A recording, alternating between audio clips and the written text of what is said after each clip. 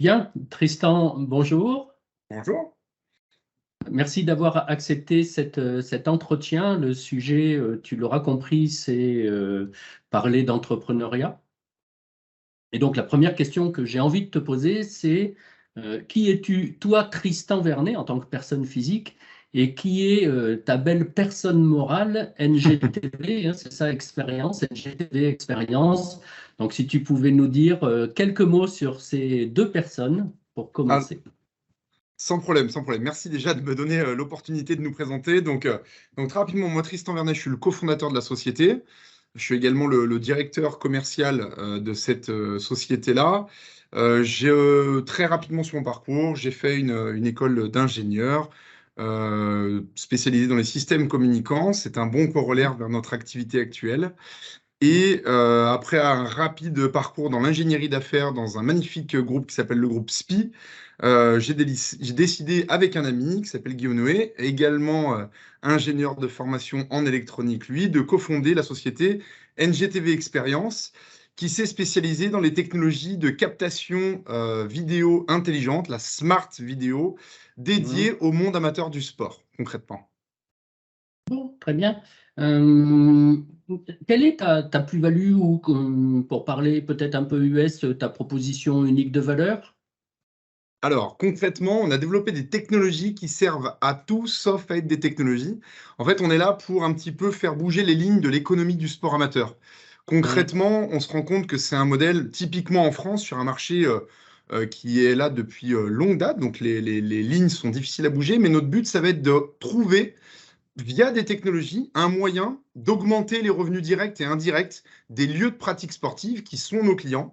Donc, ce sont des clubs, des entreprises, des fédérations ou des ligues, soit par la facilitation du fait de contenus vidéo ou statistiques à valeur ajoutée, d'aller attirer des sponsors qui vont vouloir justement se rendre visibles avec une belle image de marque parce qu'il y a une belle promesse technologique derrière, ou simplement chercher à atteindre leur clientèle pour simplement avoir comme des Nike, des Adidas, des grandes marques du monde du sport qui vont vouloir se rendre visibles auprès des pratiquants. Et nous, en fait, on va trouver via ce canal qui est soit la statistique, soit la vidéo, un modèle économique pour que les lieux de pratique rentabilisent très fortement nos technologies auprès soit de leur clientèle, soit de sponsors. Bon, donc une belle technologie qui se fait oublier. Exactement, exactement. Notre grande force, c'est que les gens nous oublient. C'est exactement ça.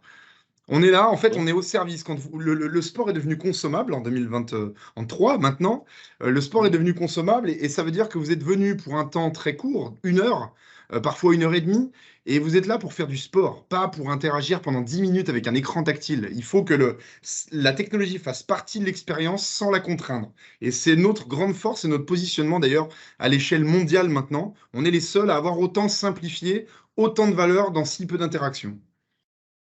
Bon, et vous offrez cette, comment dire, cette belle invisibilité technologique depuis combien de temps?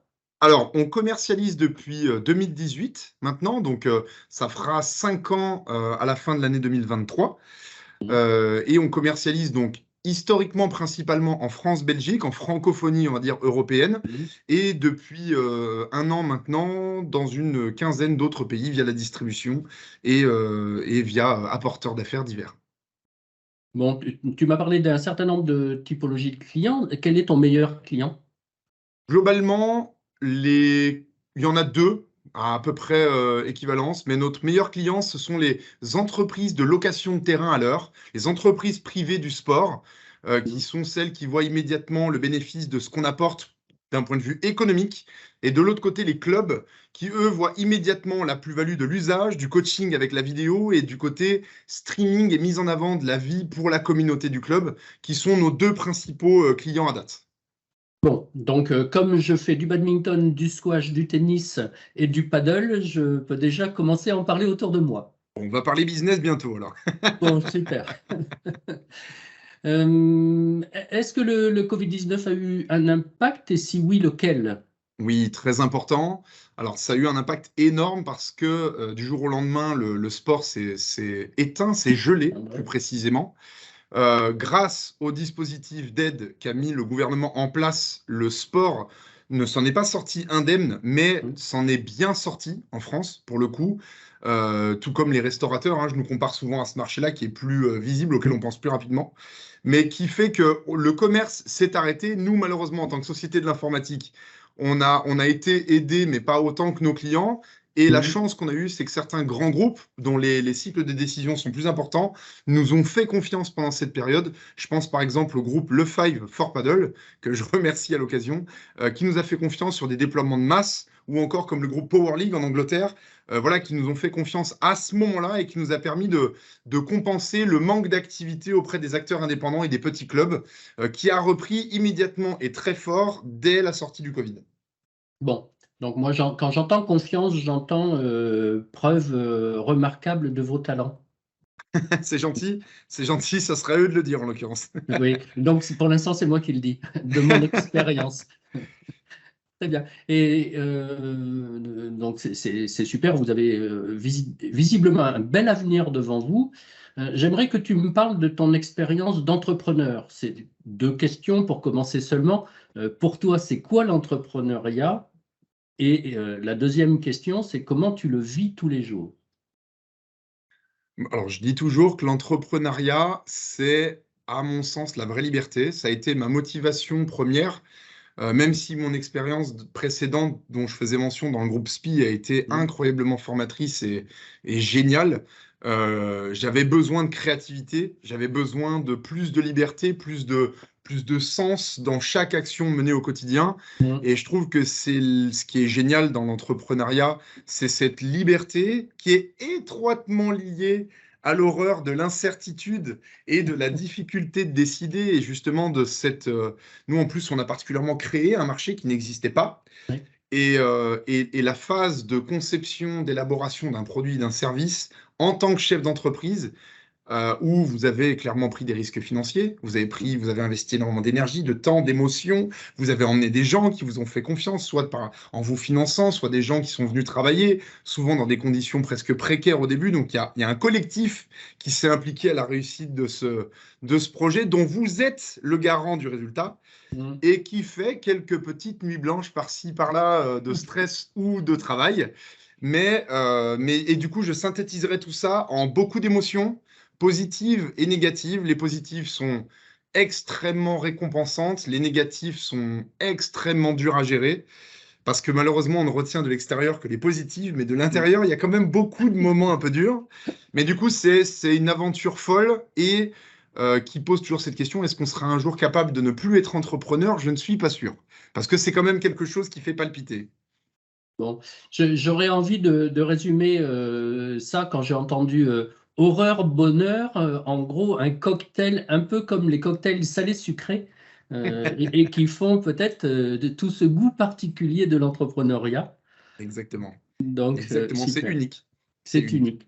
Et quand tu dis, oui, bah, effectivement, il y a des nuits blanches, est-ce que tu pourrais nous parler de la plus grande difficulté que tu rencontres? Parce que, comme tu le disais, c'est bien beau de parler de succès. Je pense que nous parlons trop de succès en entrepreneuriat et justement, peut-être pas assez du fait que ces succès-là, nous avons été les chercher avec tous nos talents, toutes nos compétences, tout notre mental aussi.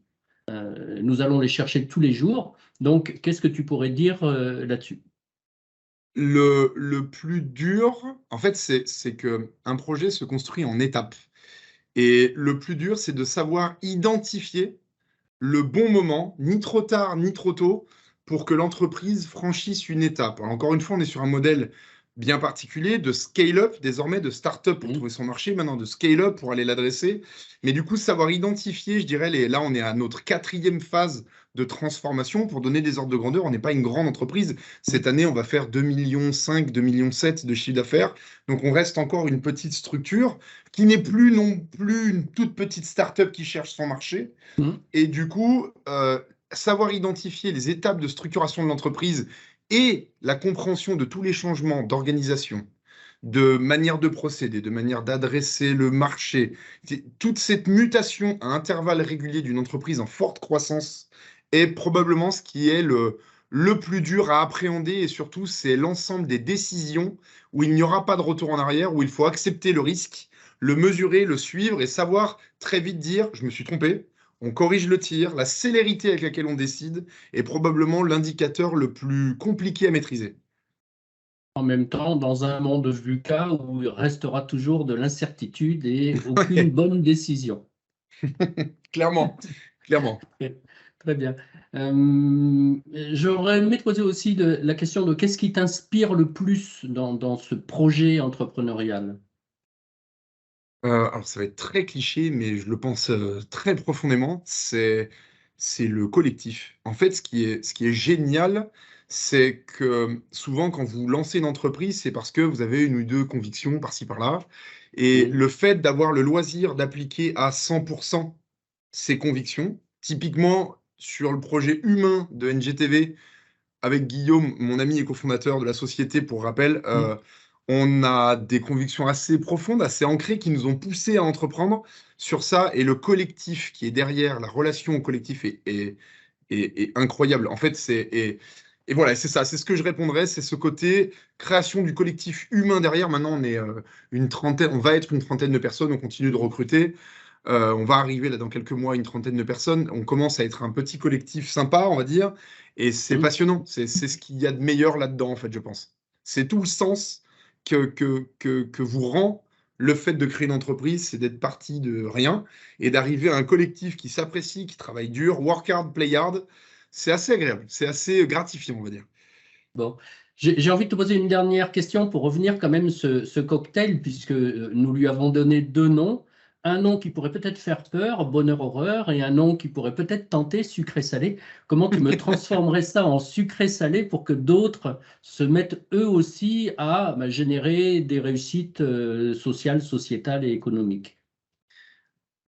Eh bien, je vais faire ça très synthétique, mais je parle souvent, typiquement quand je manage, du bilan de fin de vie, du bilan de fin de carrière, du Mm. sens que vous avez voulu passer. Mon approche, et Dieu sait qu'elle est partagée par certains, pas partagée par d'autres, j'espère ne pas faire trop débat, mais c'est qu'on passe quand même énormément de temps au travail, et que le choix que j'ai fait n'a pas été de minimiser mon temps de travail, mais de le maximiser, mais juste d'arriver à apprécier de manière le plus optimale possible l'énergie et le temps que je vais passer dans ce travail. Et je pense que c'est là-dessus que j'insisterai sur les personnes qui vont écouter ça, qui ne sont pas encore entrepreneurs. S'il y a bien une chose où je suis heureux d'avoir entrepris, c'est le fait que la récompense du sens que vous avez au quotidien est Mm. démentiel. Et c'est tout ce qui justifie pour moi le risque initial de l'entrepreneuriat. Qu'on échoue ou qu'on réussisse n'a aucune importance. C'est le parcours qu'on aura fait sur ce chemin-là. Tant mieux si c'est une réussite. Et encore une fois, c'est une notion très subjective. Mais encore une fois, c'est ce parcours qui est hyper intéressant. C'est cette aventure que je ne pense pas pouvoir trouver ailleurs. Voilà. Bon, eh bien, j'ai envie de rester là-dessus parce que j'ai envie que nos auditeurs restent aussi là-dessus en disant, allez, on y va. Donc, je te remercie. À bientôt. Bon succès à toi, Guillaume, et à NGTV. Et à bientôt. Bonne fin de journée. Merci. Merci Xavier, à bientôt.